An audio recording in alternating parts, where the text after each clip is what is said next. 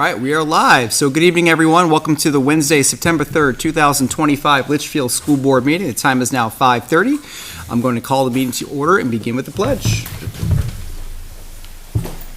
I pledge allegiance to the flag of the United States of America and to the republic for which it stands, one nation, under God, indivisible, with liberty and justice for all. We do have two members absent at the moment. Both are on their way, but we do have a quorum at the moment, so we're going to go ahead and get started, and the other two members will join when they get here. Next up on the agenda is review and revision to tonight's agenda. So any board members present have any changes to tonight? No. All right, hearing none, we'll move into consent. Anything off consent the board would like to talk about this evening? One item just for a quick update, I did update the budget committee reports. I will continue to update that as we certainly get into the budget season. Just as a reminder to the board, they are continuing to meet monthly at the moment, but those weekly sessions start at the end of September. So be on the lookout for that. The town did present their very, very, very draft budget to the budget committee last week, and so that's just starting to be reviewed. All right, moving into summary of non-public actions from August 20th, 2025. The board motion to approve the August 6th, 2025 non-public meeting minutes. That motion was seconded, which passed 5-0. Ms. Ames motioned for the district to hire Kathleen Dyer as LMS fax teacher for 1 year while working on SOE. Mr. Cutter seconded that motion, and that motion passed 5-0. Moving right along tonight, I'd like to welcome Ms. Grantham up to the table for a presentation this evening.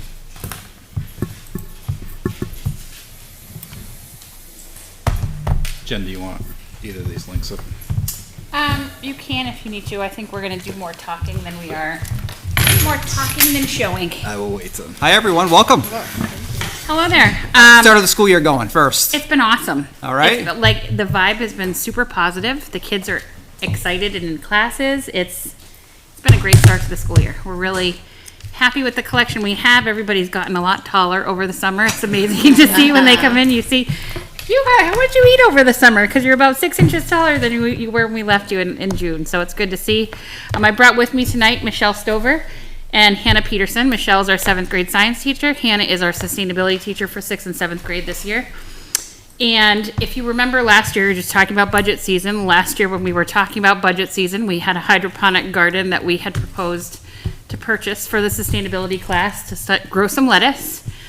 We were not successful in getting that to go through the budget process, understandably at the time. So you encouraged us to go for some alternate methods, and Michelle, as part of her graduate work, put together a fabulous grant that she has been awarded for $1,000 to get a system. And she's going to talk to you a little bit about what that system will entail and how they're going to work collaboratively to get kids more hands-on experiences, which is pretty exciting. Love it. Okay. So we got awarded a $1,000 grant for helping to bring aquaponics system to our school. This is made possible through the partnership of the Gulf of Maine Research Institute, the Seacoast Science Center, and a project they have with NASA. And there's possibility of getting awarded more grant money in the future, possibly. So this project will help give students the chance to learn about growing food in a sustainable way. It combines fishes and plants in a closed-loop ecosystem, allowing for studies in both environmental science, 5th grade and 7th grade with like ecosystems in the environment. It will support hands-on learning where students can test water quality, track plant growth, and see how firsthand science and sustainability connect to real-world solution. We hope to promote climate literacy, environmental literacy, and data literacy to help students build the knowledge and skills they need to address today's environmental challenges. This will work in congregation with our recycling club, which Hannah and I are both leaders of the school's recycling club. The sustainability class obviously will be the focus. Also, if we can grow this in the future to try to incorporate maybe tech ed and facts, because we're starting off with a small system where we're growing like plants and tilapia right now, which could be harvested for food. So it's a food harvest fish, and then also different types of plants that kids could grow and then use in the facts class. And then we're also planning to attend hopefully New Hampshire Trout in the Classroom training, which is in partnership with the Fish and Game Department, where students get to grow trout that would be released then into New Hampshire Fishways, and looking at maybe being able to incorporate that into the aquaponic system. So then the students are also contributing to like environmental protection and growth within the state. Am I forgetting anything? And this is an example of if at first you don't succeed, try again. Because if you listen to what they're talking about here, last year we had proposed a hydroponic garden, and this is a little different because This is it's very different, yeah. aquaponics, Right, which includes yeah. the fish and includes an enclosed system, which is even more tied to what they're talking about in teaching and getting the kids that real hands-on experience. So going back to the drawing board allowed them to kind of dig in a little bit deeper about how could we get this in here and have something and students love wildlife. We see it all the time as they're exploring the woods around the school, as they're exploring different places. And Hannah's done a great job getting an outdoor classroom set up this year with huge gardens that the kids enjoyed putting together and building last year. So her goal for sustainability this year is to kind of transition into that more hands-on, getting to know things, exploration this year. So having that more diving in with their hands, because she saw how much the kids loved that last year. Yes, definitely. And actually with my 7th graders right now, we're talking about sustainable fisheries. 6th grade, we kind of started to get into an introduction of how to grow food sustainably, thinking about environmental issues as well as how do we provide food realistically for our growing populations and things like that. So we're kind of continuing with that both in 6th and 7th grade. So I think this is a perfect tie-in. I've noticed a lot of kids getting really excited too, talking about fisheries. I think that's something that a lot of kids connect with and recognize different, freshwater fish from fishing in the Merrimack, for example. So I think this is something that really would excite the students and get them more involved with talking about these issues. And seeing that closed loop system where it's self-maintaining and seeing kind of like a micro scale environment. And aquaponics is one of the more sustainable ways to harvest food because it is recycling materials and matter, and you're not pulling resources from the environment. So it's a great way to see that hands-on and then being able to see that product. And kind of the idea, because Jen and Hannah had been like, oh yeah, hydroponics. I'm like, when I was in high school, in my ag science class, we did an aquaponics system at our school. And I was like, well, have you heard of this? And we had raised tilapia to donate to the food bank. We're not starting off at that big, being able to do that big a scale. They're starting off small scale. And that was always really cool because you're seeing it and you're getting to that produce results. And it's a growing field within sustainability. I may have missed this, but what happens with the tilapia? Do you harvest them? Yeah, the kids will be able to harvest them. Like our fishing boys and hunting boys, that's who we pull out and be like, come on, guys. So they are girls. Yes. So they will be able to be harvestable for food when they get big enough. But then if we get into the trout in the classroom and possibly connect that to the aquaponic system, those trout will then be collected by the Fish and Game Department and released into local waterways. So another just question, good question, right? Important question. Lauren's gonna have to learn how to Right, clean well, tilapia. that's right. It's gonna be on the menu. Carly, I hope you're watching at home. Get ready. So I'm assuming you're gonna need like big fish tanks. Like, how does this work? So if you look at the links that are attached in the documents Yeah. that they shared, Yep. you'll see the first setup is really a small fish tank Yeah. with the plants that grow on top of it with a light above it that allows that natural system to go all together. So it will fit. I don't know if you're aware, we moved a lot of classrooms around at LMS this past summer. Hannah went from a pocket-sized class to a little bit bigger location nearer to the outdoor classroom because they were utilizing that so much last year. So she's going to have space in her room to be able to have that self-standing aquaponics garden in her room. But the idea of as we grow in Michelle's room, there's plenty of space. We've had it in the past when before Michelle came along. Mr. Colombo was our science teacher in 7th grade, and he grew some kind of creatures. I forget what they were in the tanks in the back of the classroom, but there's places in her classroom to be able to keep larger tanks if they get into the chart in the classroom idea. The idea is to put things around the school in lots of different locations. And again, at no cost to the taxpayer with the grant funding that they were able to attain at this point in time. Yeah, and the grant is gonna start us on a small scale so the kids can learn, we can learn, and then it can be hopefully grown in the future to a larger scale. Did you find the thing? Did you find pictures of it? If you go on the first link, can you scroll down I saw it over the weekend, but now I can't find it, so. to page 9, On the first link. And then go to think Go we have- Green Double Aquaponics. Yeah. There it is, yeah, that's it, System. yeah, okay. So there's gonna be 30 tilapia in there? Should be about to be able to raise. And that's with like maybe some not, there's always like a non-survival rate. In shipment, there could be sometimes, usually a non-survival rate because they don't all make it. And then so many won't survive, and so they probably end up being more like 20 to 25 at the end. First link, go to page 9. Oh, there it is. Yeah, here we go. Okay, that sounds, I mean, it sounds like a great program, right? In terms of the grant, and you said it was $1,000, so the cost here is more than that, right? So how are we making up that difference? The grant funding that they have has stages. If you look at the grant application they have, which is where Michelle talked about being able to expand And further. expand it, yes. So that is, the first idea is to get which parts in their hands, because we talked about small purchases to begin with, Yeah. and then getting into the bigger aquaponics. I guess I'm just looking at the system, like the startup system. Is there like a system that's necessary to get this going? There's a smaller system that of the same brand that I was looking at earlier today. That's I think $599. Okay, all right. So we might not be going with the ginormous system to start. Yeah, and I think depending on the link that you might have, that the bigger grant, that was the initial proposal. The grant funders only had $1,000 left for the year, so then we submitted a revised grant. So you probably don't have the revised grant that we submitted. That we pared it down to $1,000. Oh, I think that's the second. It's the second second attachment. link. Yeah, and so they're hoping that if they continue to get more funding in the future, that they can give us more funding because they were very excited. The person we went with, Seco Science Center, was very excited about it, and like also excited to maybe like be able to come like more into this part of the state, and like working with us, they now have an excuse to come more further into the state. So I also don't know if you have seen last year, Michelle and her science kids out in the woods tracking woolly. Hemlock woolly adelgid. Thank you. I can't say the word. Adelgids. I would say adelgids was what I was going to say, but it's not how you say it. But they were out tracking non-native little Invasives, critters, yeah. invasive species in the woods. They're like infested our town. It's destroying our hemlock populations. So if you ever go into the track Yeah, I didn't, I just. cross country area in Yeah.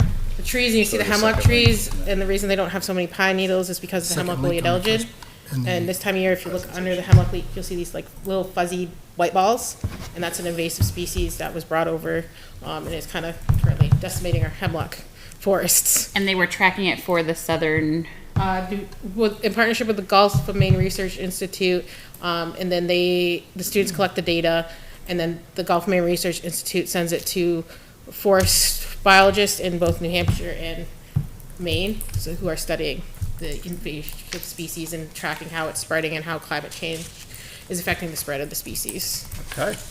So it's like real life learning that's applying to science Then labs here and I'm beyond. learning some stuff tonight. This is, yeah, okay. All right, here we go. So do you need a motion to accept the grant? That's what we're hoping for this evening. I'll make a motion to accept the grant as presented. We have a motion by myself, second by Mr. Shoemaker. Additional discussion? Okay, all those in favor, please say aye. Aye. Opposed? Abstained? 4-0. Nice. Congratulations. Thank you very much. We will come back and report. Appreciate all your hard work. Yeah, I'm excited to see it. I'm gonna check it out next time I'm there. I can just see it now. Miss Crowell comes with shelf-stable tilapia. Fish sticks. Shelf-stable fish sticks. You're still freaked out about that. Student reps, right, that hasn't started up yet for the Hasn't started. season? Okay, They're so doing elections now-ish. now-ish, all right, so we'll be on the lookout for that at an upcoming board meeting. We have our first of two community comments on agenda items. I see nobody in the audience, so we're gonna close that one, and again, we have another opportunity for community comment later tonight, and I'll shift gears into correspondence. Yes, on August 21st, the board received an email from Scott Willett, a parent, outlining concerns with the cell phone policy that removes the devices from students and requesting more parental involvement in determining next steps. On August 22nd, Dan DeWitt emailed the Facilities Committee as well as the school board circulating information regarding the Harriman kickoff meeting on August 28th at 3:30. On August 25th, Jan Sullivan emailed the board circulating draft public and non-public minutes from our August 20th board meeting. On August 25th, Julie Darling emailed the board requesting coordination for board member attendance at the Harriman kickoff meeting, keeping in mind our policies regarding quorum. There were responses from all 5 board members.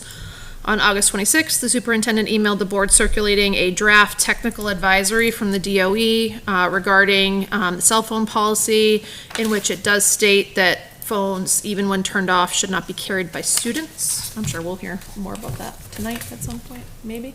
Too much, actually. Oh, okay, never mind. August 27th, Dr. Taylor emailed the board advising that she will be moving the data presentation from our next board meeting, which is now, to September 17th. On August 28th, Ann Inamorati emailed the board circulating the accounts payable manifest, which included live checks and EFT.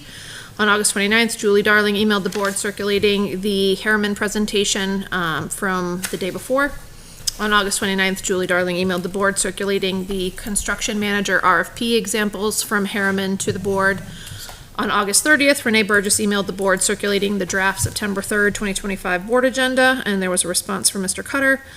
On September 2nd, Ron Oblinas emailed the board requesting the location and agenda for proposed Harriman meetings with the FIC, along with confirmation that all meetings would be recorded. And that covers us for the last 2 weeks. Okay, thank you very much, appreciate that update. We'll move it into general business and turn it over to the superintendent for the enrollment update. Yeah, not too much change from the opening of school last week, or right before the opening of school. Our numbers overall pretty stable for the most part. Kids come and go in the first couple weeks, a couple enrollments, a couple kids. Mainly most of our departures ended up becoming homeschool students, which is their choice. Campbell's up a little, middle school's down a little. GMS about the same. So. Okay, any questions on enrollment? All right, that official number is as of October 1st? October 1st is the official number, so when we have our next meeting, that will be the number we report. No, sorry, 2 meetings from now, that will be the number we report out to the state, so. Okay, got it. My next thing is personal communication device update. I thought this would be a longer update. I don't think I have too much to share. Other than, obviously we put in our procedures in place around cell phones and other personal communication devices. As you expect, kids grumbled a little bit first day of school when we were doing it, but they were all pretty compliant with following the rules. We haven't really had any issues, I don't think it's the kids' favorite things, but there are also some who recognize that they're more attentive in their classes and, are interacting with their peers more so. Obviously, my office is at the high school. They rediscovered iPods, which was interesting. A couple of them came in with that to listen to music with, which is fine. They can listen to music. We saw the return of an Xbox. I could hear them outside my office in the library when they were in study, playing something. I don't know why I didn't poke my head in. But the kids seem to be in good spirits about it overall. I know it's not everyone's favorite thing. We did get a technical advisory about it, a draft technical advisory that I would imagine, I won't speak too much of it because it is still in draft form, and in case things change in that technical advisory, I don't want to put us in a tough spot from that standpoint.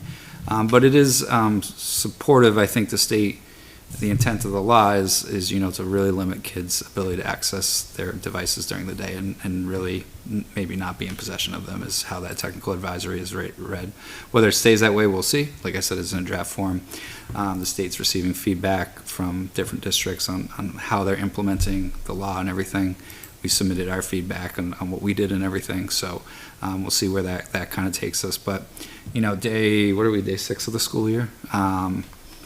We're not having any issues with it. No one, I think it's starting to slowly become the norm. So I'm sure there'll be hiccups as we go along, but so far, so good on that round. I don't know if anyone has any questions on it. Okay, and I know we have a forum planned for our first meeting in October still. Yep. So we'll look forward to that. Put that out in my community message, I think this past week or 2 weeks ago, and we'll continue to advertise it as we get closer, so. Okay, that sounds good. Any questions on the personal communication device update? Hearing none. We'll turn it over to Ms. Darling for a business administration update. Right. We are still chipping away at making our purchases for the beginning of the year, so those are pretty standard there. With regard to actually transfers, I'm going to skip down, if you don't mind, to contracted services. We are requesting an approval. I know a couple of meetings ago, we discussed the fact that we were going to contract again with Citywide Janitorial Services because we are still down about 5.5 positions district-wide. I just detailed the costs that we're looking to transfer from custodial salaries to contracted services for each of the 3 schools. The total is $150,300. And as we did last year, you know, if for any reason if we are able to hire, we are able to, with the contract that we have, not continue services at GMS, which would alleviate quite a bit of cost there if we were able to hire. And if that was the case, then we would of course transfer those funds back. But we are looking for approval of the $150,300. Okay. Any questions on contracted services? Again, this is for the custodial services for 3 schools, given staff shortage. We were expecting this, right? We were, I know we've mentioned this at a couple of different board meetings at this point, and so this will be a transfer from the staff lines to cover this contracted services. I'll make a motion to transfer from, is it salary and benefits? Custodial salaries. From custodial salaries, $150,300 to cover the contracted services for custodial and citywide. Second. Motion by myself, second by Mr. Shoemaker. Additional discussion? If anybody knows anybody that's looking for a position, please reach out to the district. Yes. Okay. All those in favor, please signify by saying aye. Aye. Aye. Opposed? Abstained? And that carries 4-0. Thank you. And then impact fees, I know we had touched upon this at the last meeting. I wanted to follow up that we did draft a letter that is with our attorney right now, just to request the amount of elementary fees that are available to us, to see if we can use that money to offset the total amount that we're going to have to withdraw from the capital reserve fund with regard to the pre-construction services for the renovation of DMS. I did want to clarify that today I did find out that the $20,481 that's listed on the balance sheet for our impact fees is actually not the accurate amount. We actually have $14,707.45 available. So we are going to use that. And I reached out to Karen White to get some clarification on that, and apparently they still list in their spreadsheet any Unclaimed fees that had expired, and there were some that expired in 2011 and 2013, so it wasn't anything recent. But there was $5,774. Just in perpetuity, they list those? They list it on the sheet, yeah, I guess, but it still comes out on the balance sheet as that 20,000, but it's not accurate, and I've That confirmed money that. should have been refunded to the builder. A long time ago. Yeah, years ago. Right, but it's still on there, so. So I did clarify that. So I did change the letter with the updated amount that we're requesting, the total of $14,707 to be applied if we are able I think we to. have like 6,000 that's going to expire in November. It's like 5,800. November. Yeah.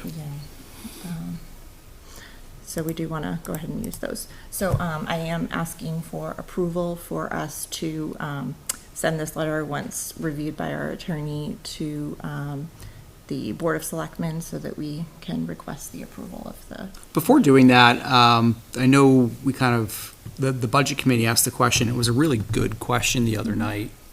And I don't really know what the next step is, and it might be worthwhile in kind of this process to start this conversation, right? On the impact funds for the schools, is there a way to combine them?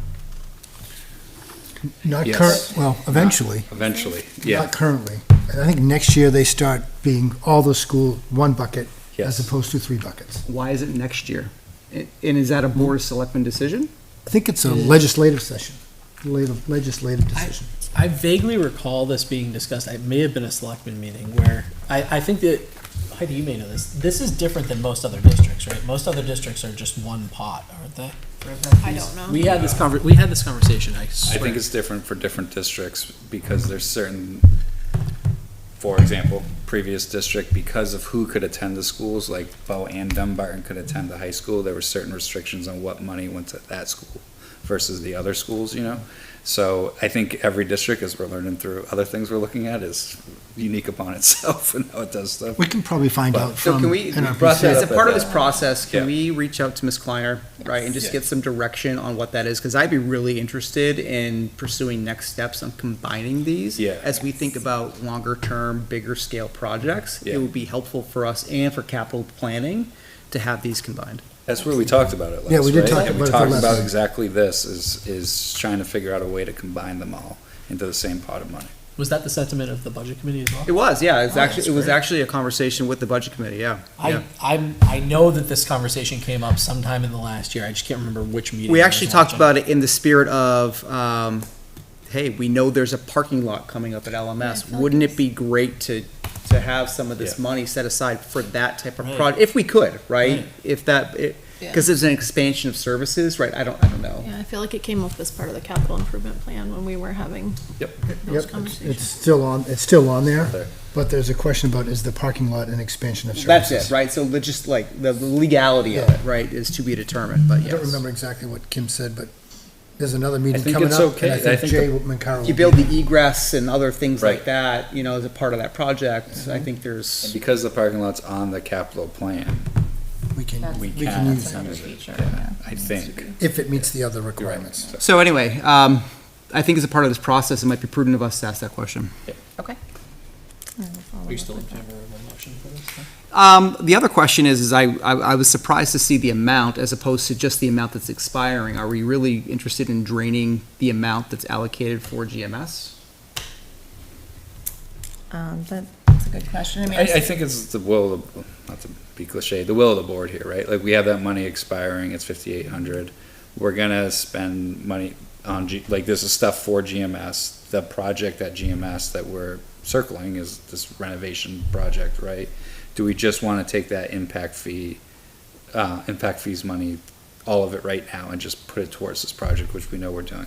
We don't have to. We can adjust this letter to that. All we're doing is offsetting money from a different account, essentially, right, from the reserve But fund. we've already allocated the reserve fund, so we had Up to- talked about Yeah. using the 5 or 6 grand for additional storage for GMS. Right? That was an idea we bounced around, but we didn't know if that was gonna get through, because it's not explicit on the capital plan. You know, So so the money expiring, this made sense, right, because this is something we're doing right now, like this pre-construction. For the money services. expiring, I agree, Yeah. right, because that's more of an immediate, hey, Yeah. we have to do something with it. Yeah. I get that. I just didn't like to drain the account.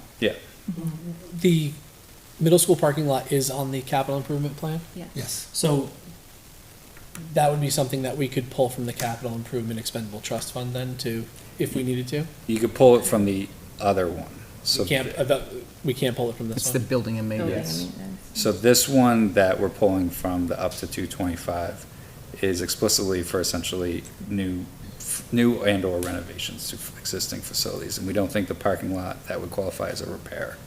What, like the work that we would do there? But just like we were just talking about though, if we're going to expand it to be ADA compliant, would that, here's the reason might I'm be able to asking, ask, right? yeah. Because if we can take this That, money Yeah. and things put like it in lieu of using money in the expendable trust fund, if that could be used, that just accesses more funds for the, if we have to do something with the parking lot, I like. think we need to pose very specific questions either to Kim Kleiner or to Jay Mancara, who is the NRPC guy who knows the rules better. Yeah, so than looking at the, sorry, to cut you off, at the two purposes, so for the capital improvement expendable one, which is where the GMS pre-construction services are coming out, the stated purpose is purpose of funding the study, planning, and cost of a new construction or renovation of existing facilities in the Litchfield School District as recommended by the Capital Planning Committee.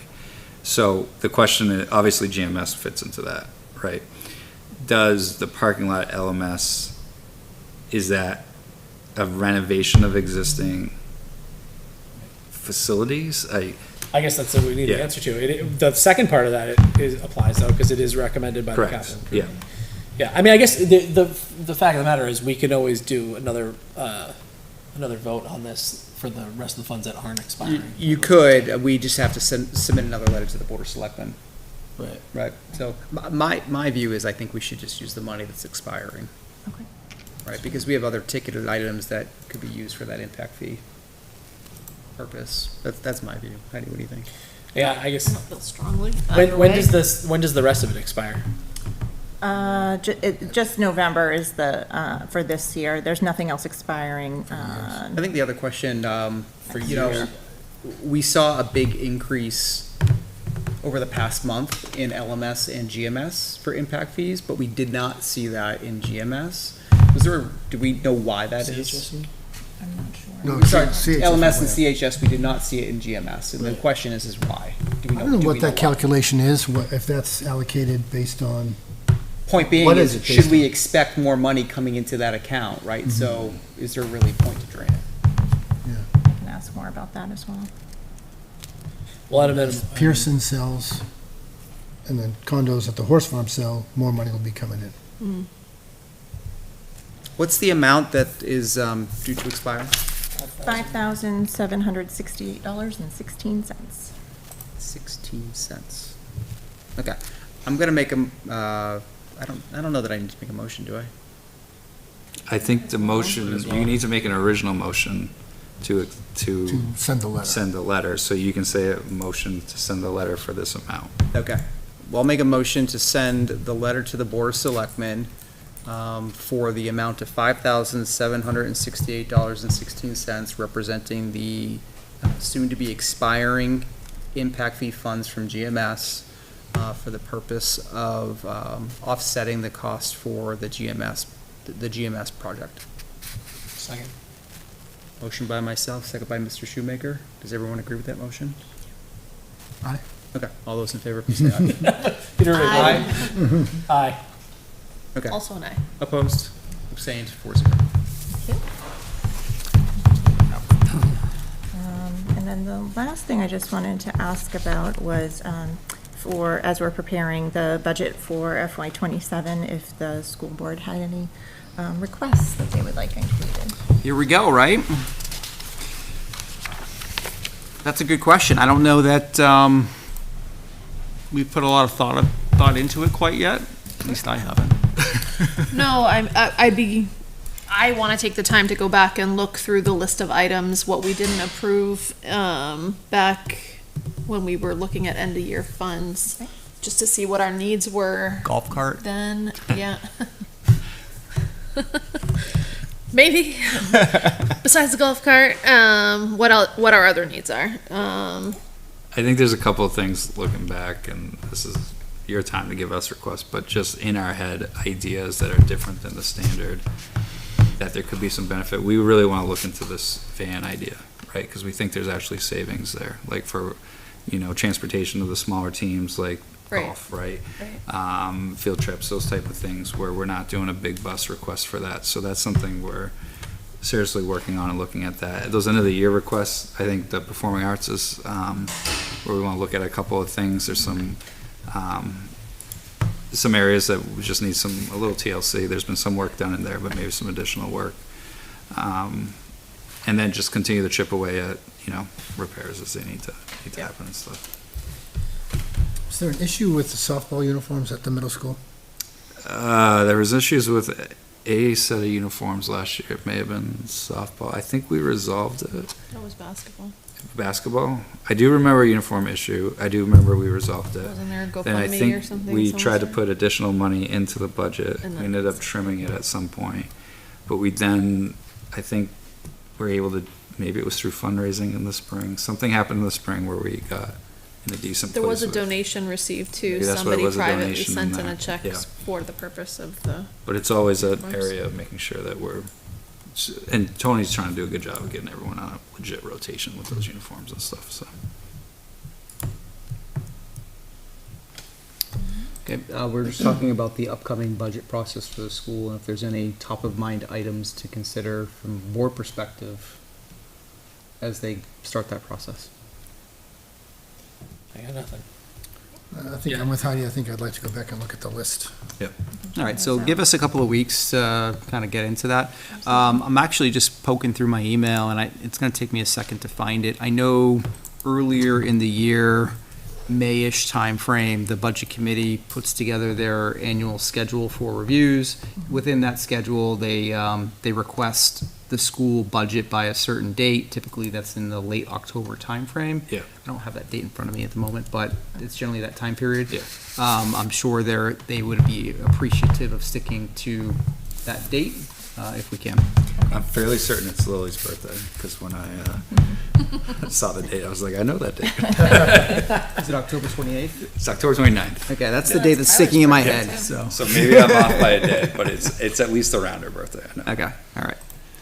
So, yeah, I mean, I know as we work towards that process, that should be kind of the goal that we're working towards in terms of, again, a draft version Yes. as we start that process. Okay. That's all I have. I'm going to ask the dreaded question.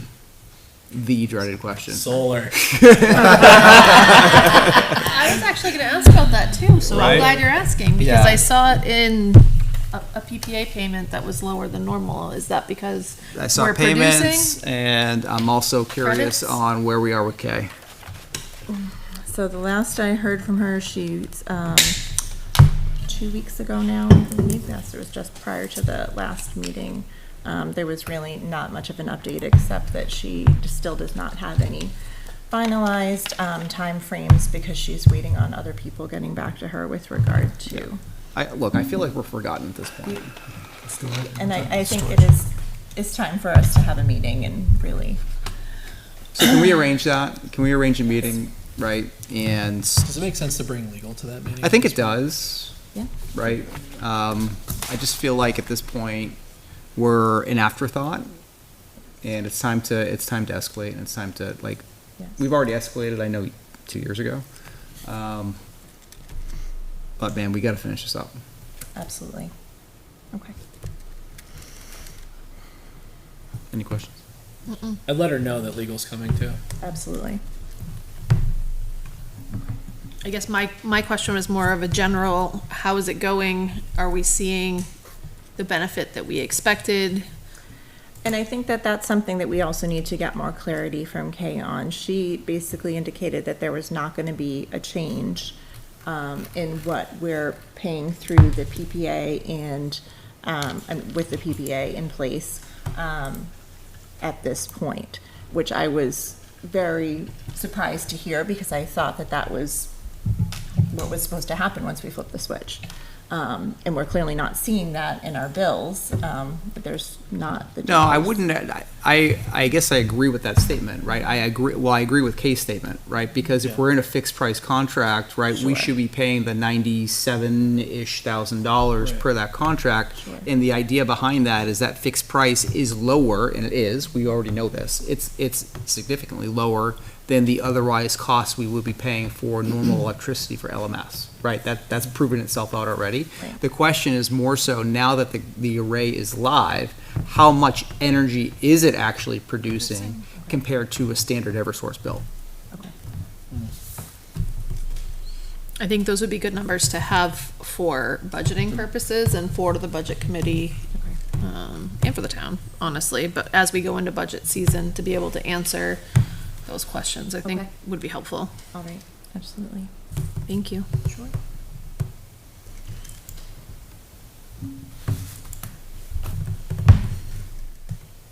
Okay, anything else from a financial standpoint this evening? The audit, The audit, we haven't, received anything back yet. I actually just reached out to the auditors today, because there's an engagement letter that they are going to follow up with, that I would bring for you guys to sign as well, until we receive the full, the audit back.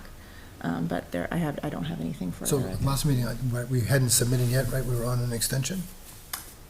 No, we don't have the extension was for the DOE 25. Okay. Yeah, there was no extension for the audit, so they came and they completed what they completed, back in July, and then we will receive, as they prepare the rest of the reports, We'll receive that probably closer to November, I would think. Yes. Okay, thank you very much for the update. You're welcome. And we'll turn it over to Dr. Taylor for a curriculum. All right.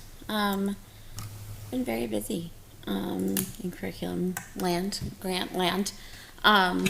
So in mid-August, we received an email from the state saying that they had some additional funds for Title I schools that were designated as ATSI schools. ATSI means additional targeted support. And Griffin has been an ATSI school since 2018 because of the subgroup of the students with disabilities population in grades 3 and 4 not meeting the growth and achievement cut scores on the New Hampshire SAS.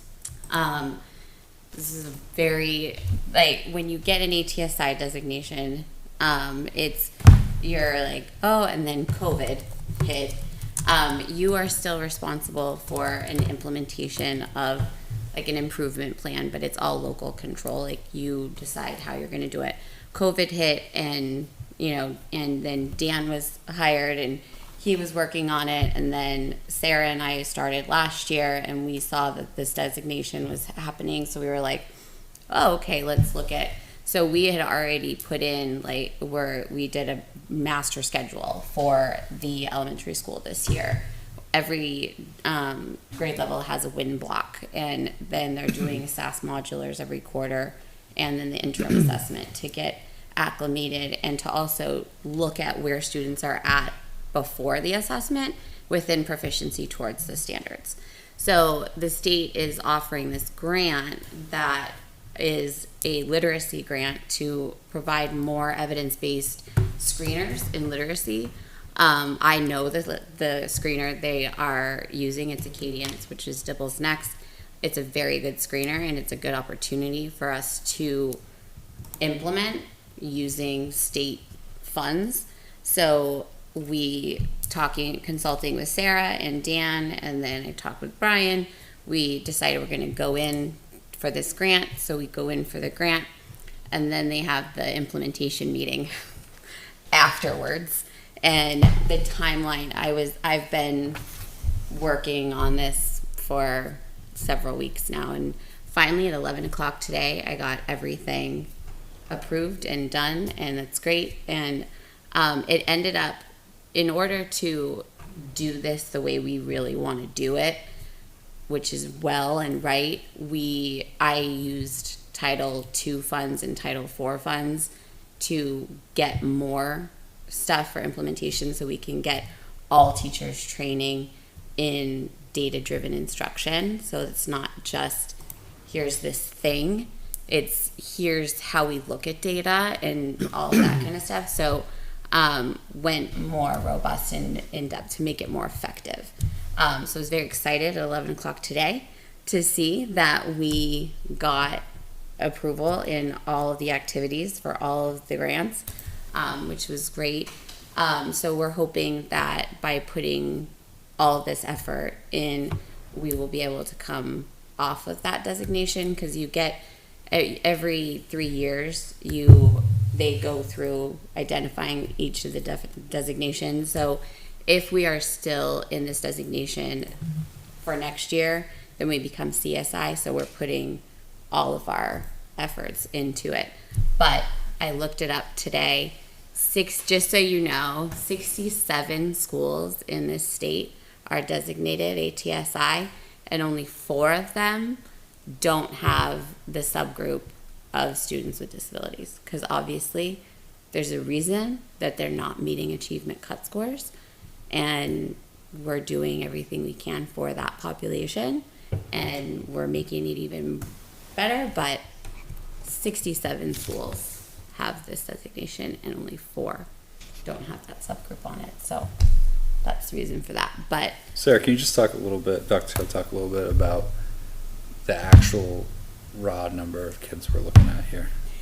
yes. So, okay. So we have one elementary school, and we have a very small number of third graders and fourth graders that take this assessment.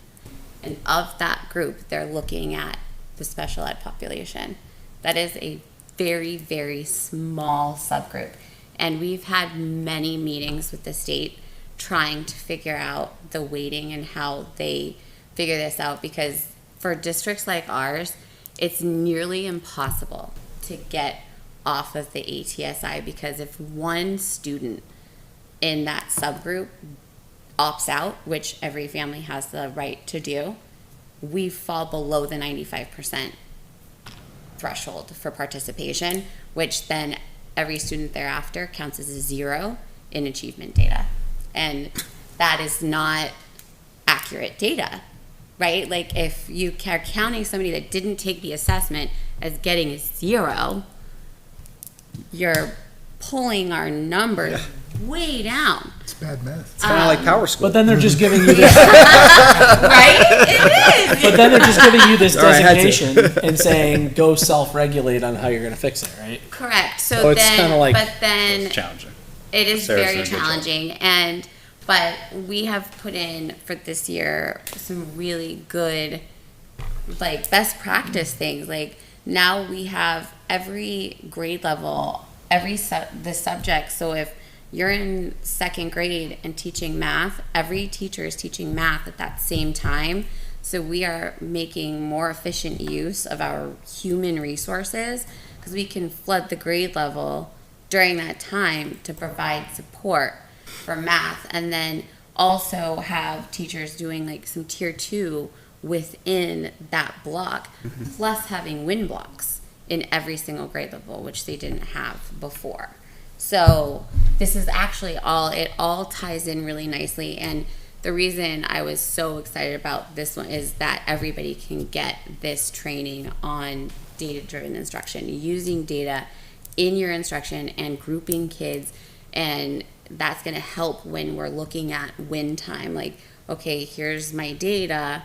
How do I group my kids so that they're getting the instruction they need and filling the gaps to the best that we can? So it was a lot, but I think it's going to be worth it in the long run to do. So I'm excited to see what we can do now that I can start actually getting the stuff rolling.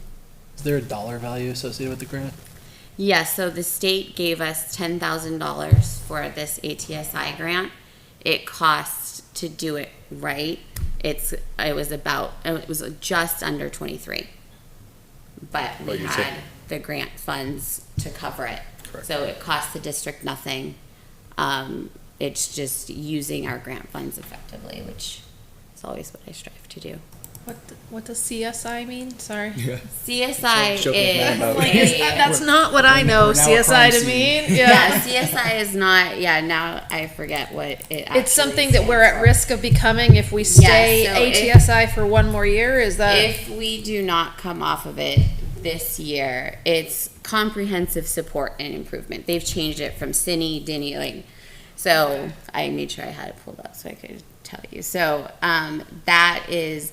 So if we don't come off within 6 years, you're automatically designated as a CSI. It's like if you're school. damned if you do, damned if you don't. So Correct. So what does it actually mean, though? Like, yep. And that's what we've been talking about. And like this year we are putting in everything we've got, and we have so many great things happening at Griffin. It's incredible to see the work that the teachers are doing with these kids, and that's the celebration. That's what we focus on, and we continue.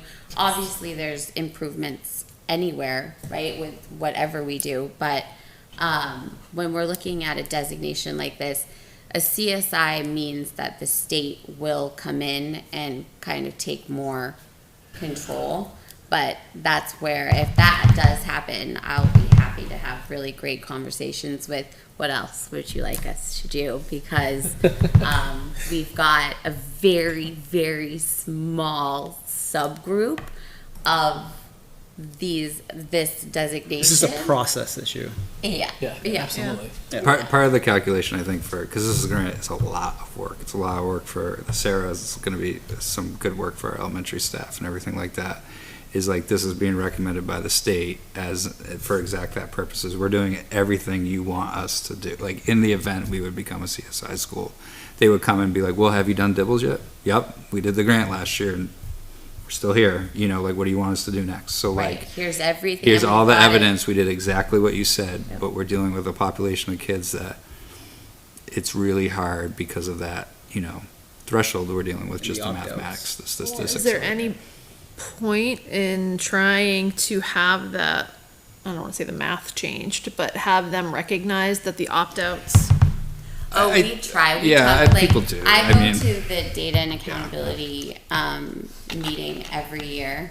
It's coming up in October, and I'm constantly talking with the state about multiple things on this ask. One of them was the writing assessment and how it's not really a writing assessment; it's a reading assessment and a lit analysis. Because if you get an informational text prompt, you have to read 3 different text sources and then write about it. If you get a personal narrative, you get to write about what it means to be a leader in something that you did in your life. I would say that like Commissioner Davis, this has like an interest in assessment and assessment data, right? So I don't know her personally. I don't want to speak for her by any stretch of the imagination, but considering her background, this might be something that she's receptive to hearing feedback about where, because we want the data to be helpful to schools, right? And this data is not helpful to us, and not just us. Like Sarah mentioned, there are lots of school districts, many of them smaller schools, right, that are in similar challenges when it comes to these cohort totals. Maybe we can adjust the data so we're more effectively measuring like our growth. Like you look at our proficiency rates in the elementary school and literacy, and they're well above state average, right? So like I don't think it's a school problem. Like I think we're struggling with a very small population of kids, and part of that calculus is the opt-out challenge of it.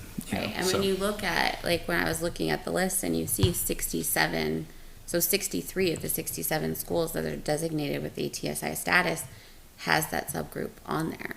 And again, like I said at the beginning, there's a reason for that, and they should be looking at that because it's kind of an unfair for both students and for schools, because there's lots of factors there. Okay. So there could be a receptive ear in the commissioner's office, we'll see. All right, well, thank you for all your hard work. Yeah, absolutely. Again, speaking of hard work, at 306s, in July, Val and I went to an Ed 306 work session, which was really great because it just kind of gave the two of us time to just sit and look at, because as Brian's been bringing all these policies, the grad requirements are changing, and the freshman class of this year is grandfathered in to the current grad requirement table, but then next year's freshman class has the new requirements. So we have this year to kind of look at where we're at, and during that session, Val and I sat and used the auditing tool that the NHSAA, now I can't even say it today, group created, and it's a whole matrix. So looking at that matrix, we are in really good shape. The only new course that we're going to have to create this year is New Hampshire history, which the social studies department is already on. We're looking at the digital literacy requirements. It's very tricky because the language has changed to, instead of it being, usually you're used to having a credit equaling seat time. It's no longer seat time. It's more trying to look more at proficiency and skills, and lots of different districts have been talking together. We talk at South Central on how people are implementing this stuff. So I'll give you an example. There's going to be a half credit of logic and rhetoric that is required. So that doesn't mean that we need to make a semester course in logic and rhetoric. It means that we can embed logic and rhetoric competencies in different areas and say in a pathway, as long as you have taken XYZ, you meet that half credit requirement. So that's the kind of stuff that we are looking at and mapping out. And we're talking closely with area schools because let's say a student from Hudson Alvern transfers into Litchfield.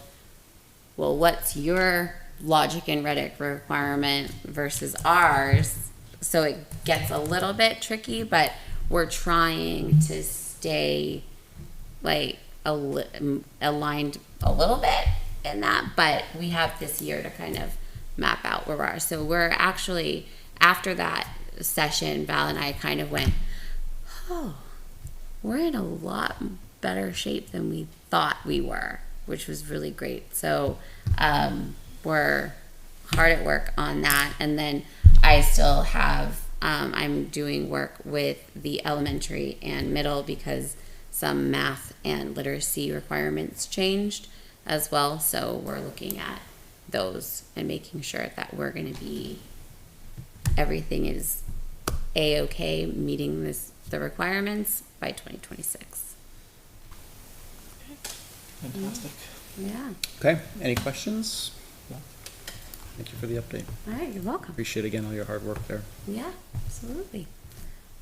All right, shifting gears into public minutes from August 20th. Has everyone had an opportunity to review the minutes? Yeah, I'll make a motion to approve them. Motion by Mr. Shoemaker, Second. second by Ms. Ames. Additional discussion?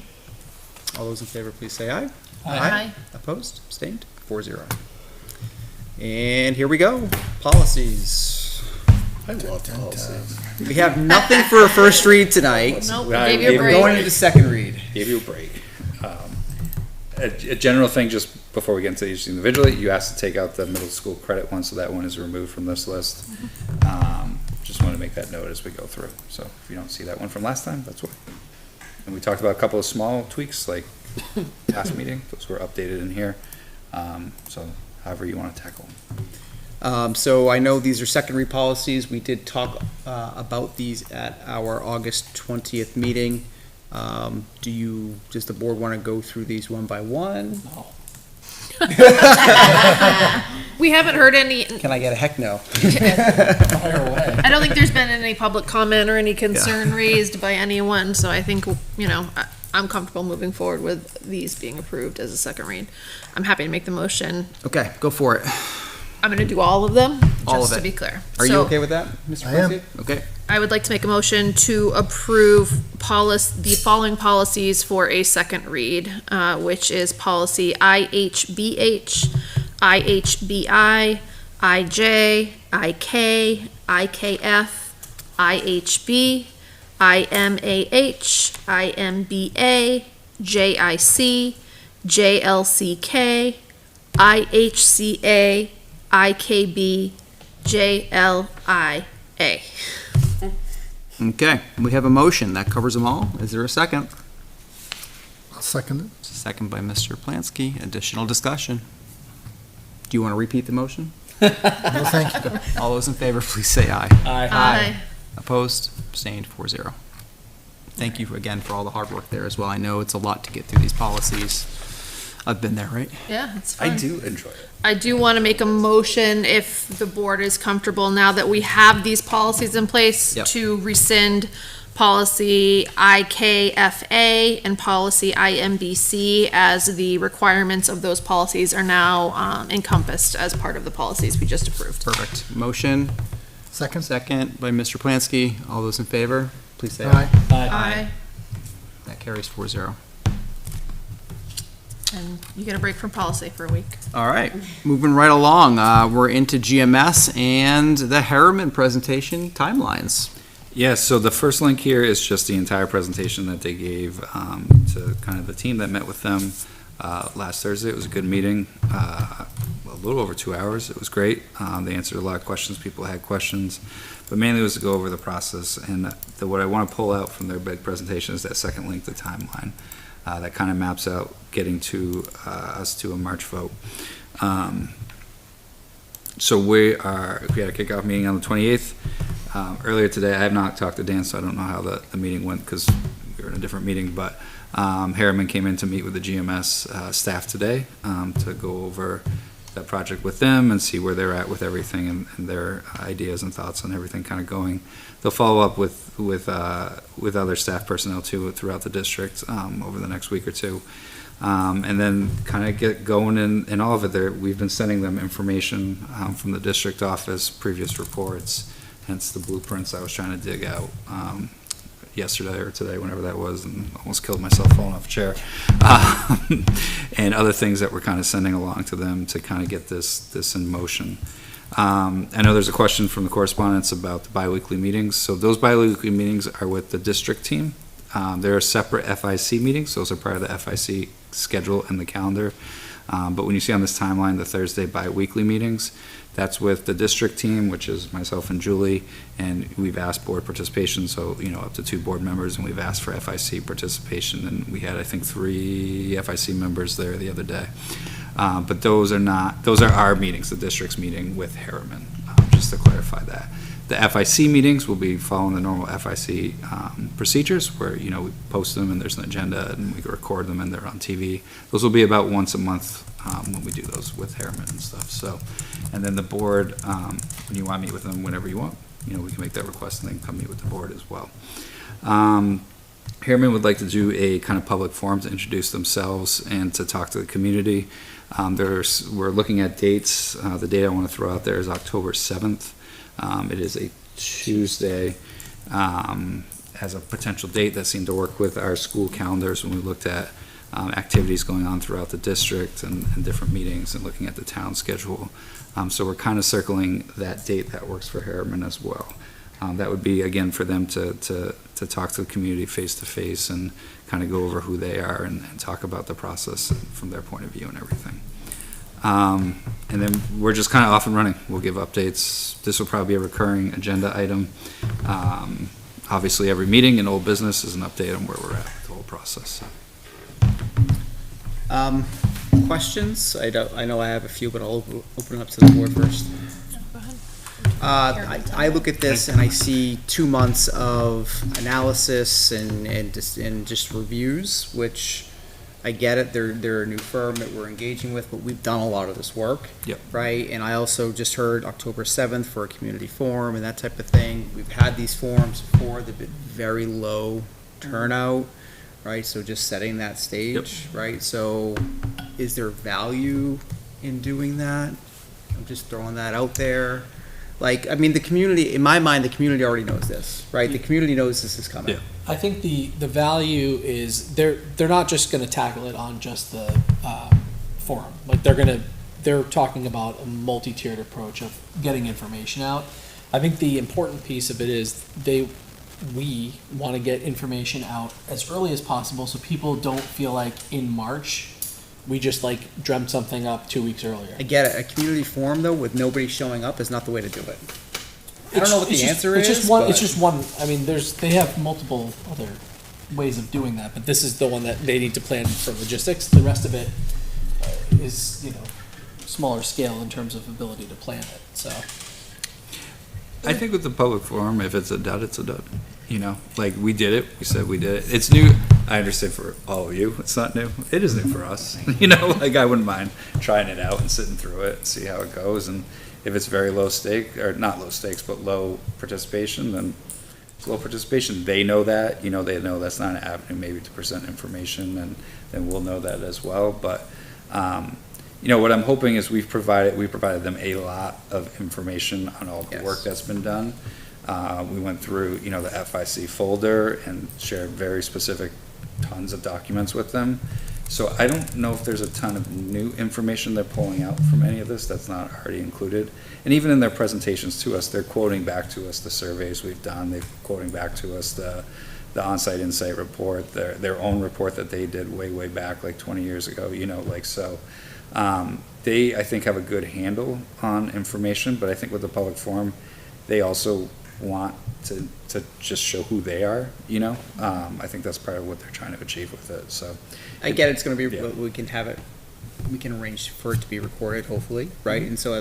that is a Yeah. good thing, and that can get Yeah, posted and- in public, and that certainly They're gonna is help helpful. us with a website as well, like a website that's dedicated to the project. It was really tough to facilitate like easy access to the information that was there, just really hard to navigate. And there is a person on their team who is really heavily focused on sharing information and making sure that we're like answering what if the community is expressing, you know, questions or concerns, like making sure we're addressing specifically those things. So that will be another really good thing too, is like if we record something like that, we'll be able to have it be very easily accessible on a project website. So is this person a point of contact for community members with questions? Is that kind of how that works, or? No, not exactly. They would be, we would still have to be the point of Yeah, contact for that, but, she'll help us produce the, you know, we talked about like postcards or stuff like that, like in the past, like, she'll help us Social produce- media posts, for Social example. media posts, but whatever, she said they'll help us, you know, create stuff, and she understands how to distill the information down to make it effective for people, so I think that was a really interesting aspect of their team. And she also, I was watching her, she takes extensive notes on what we're talking about. So I think she's also like, that's part of her function on the team. They don't miss a thing that we're saying, which is really encouraging. It's a pretty, you know, aggressive timeline. It does require a lot of upfront work, but they know their process inside and out, it seems, so. Yeah, and the other thing that I don't see here, at least in the timeline, that we do need to consider is the bond process. Yep. So where does that fit? We're gonna have to add that to this, so this is just their timeline, right? The bond comes from us. But the bond directly impacts warrant and Right. directly impacts budget committee decisioning, Right. which goes into this. So I all along have been saying that we can try to tackle this timeline. And Yeah. at the end of the day, Yeah. if we don't hit it, and they're well aware too. They said if it's not feeling like we're hitting the timeline right, we're not going to force something to materialize for March. You know, we're going to do our best to hit this timeline, but so I feel good about that. Like we know that that's a part that we have to tackle. So. Well, and I think that's a part of the meetings, with these bi-weekly meetings with Harriman, is to lace in our timeline, our process to what they see as well. Because this is just their information that they distilled out. But I think what will be important, that will be the next thing. We gotta get one step at a time. So we gotta get our construction manager in place, right? Because that's gonna help us determine that GMP, right? That maximum price point, because that's what we need to bring to the bond agency, so we can set up Yes. the bond for everything. So I think it's just one step at a time. We gotta stick to this stuff and be good about checking this stuff off every single week as we kind of go through, because of the tight timing of it. Because I think we gotta go get that bond stuff in that December month, like we talked about. When was it, in May, when we first outlined like a very, very rough timeline for ourselves for all of this. Just thinking out loud, calendar-wise, and I don't know if it makes sense or not, but there is, from what I recall, an open house at GMS on September 16th and 18th. Yep. Does it make sense to try to capitalize on parents that are out anyway, or GMS? I mean, I want the whole community there. I don't just want GMS Yeah. families, but rather than having to line up 2 babysitters or That's a good idea. They specifically asked for any community events that we have going on, including that, specifically that type of thing. I'm just wondering, instead of October 7th, if it can be bumped up to say, stay after and talk to us, we'll be here in the gym doing Yeah, we this. can pitch it to them and say. I don't know, hey, just a thought. They expressed an interest in attending events, Right, right? yeah. So maybe if it's not a formal, full public forum, but them available to answer questions and give feedback, that might be something we can suggest. Because they want that, not only do they want the school events, they want the town events, Yeah. right? So just, even the Winterfest or anything that happens that's sponsored, that's over at Sawmill, right, is they want to be there with that and help us with that, just as, even as, you know, we're past the bond date, right? Or the warrant date, we're now into just before the elections, or the elections? warrant article votings. Yeah, those.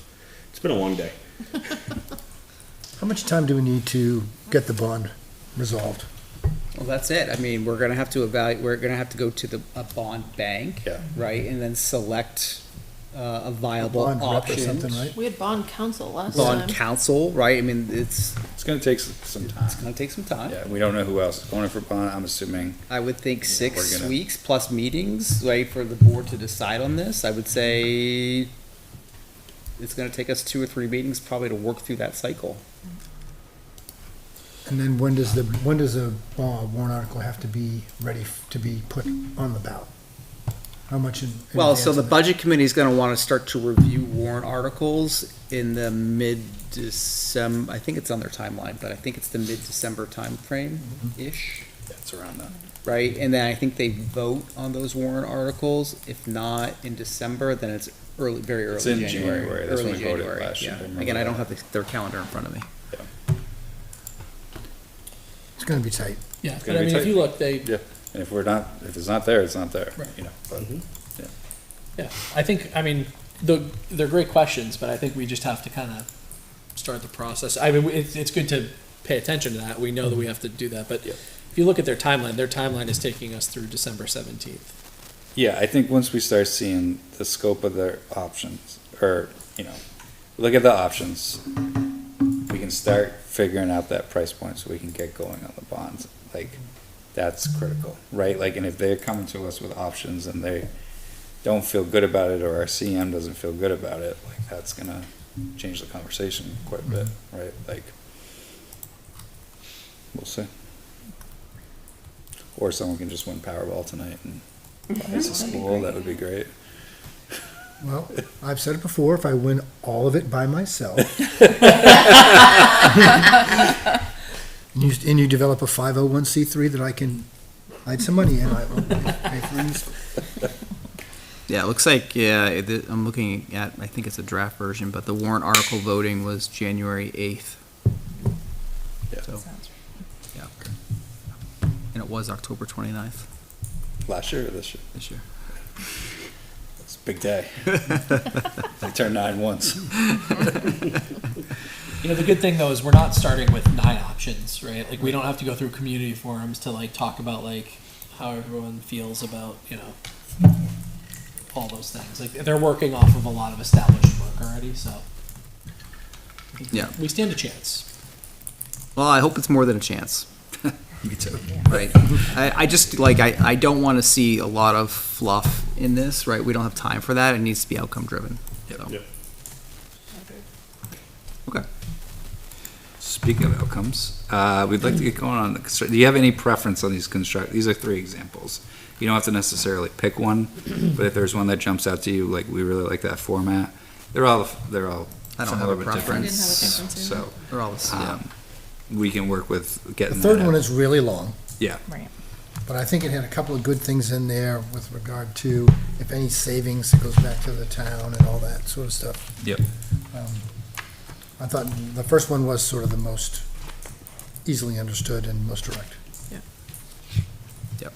I would defer to whichever one is manageable for the administration. Okay. And we'll get going on that and get that out. Okay. I mean, at the end of the day, it's gonna be the same few companies that. Yep, been on there's every like 3 or project. 4. Yep. And they've all worked with Harriman before, Yep, so. so we'll be good. Okay. We got a staff meeting today? Yeah, GMS? like I said, I was hoping to touch base with Dan, but just, we were in another meeting that, took up all our time, so I haven't talked to him yet, so fingers crossed it went well, but I was hoping to have something to report out, and Dan's not here, so I don't know if that's a good or bad sign about how the staff meeting went. That's how he broke his ankle. Yeah, exactly. Now his other one's broken. So I don't have much to talk about that, but other than they had a staff meeting about it today with Harriman. That was the whole focus of it, so hopefully it went well.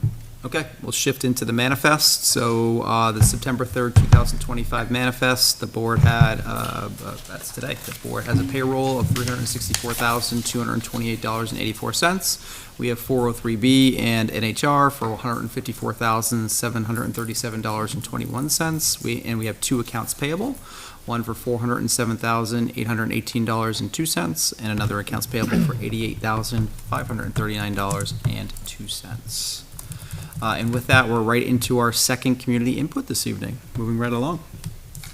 Still seeing nobody here for community members. We'll close our second community input and go into school comments. Nothing. We got nothing tonight. Okay, so we'll close school board comments, and the board does have some actions this evening in non-public session under RSA 91A3, A, B, and C. With that, I'll entertain a motion to go into non-public, please. So moved. We have a motion by Mr. Shoemaker, second by Mr. Plansky. Roll call vote. Mr. Plansky? Aye. Mr. Shoemaker? Aye. I'm an aye. Ms. Ames? Aye. Mr. DeWitt? Aye. That carries 5-0. Thank you very much, everyone. We are now in non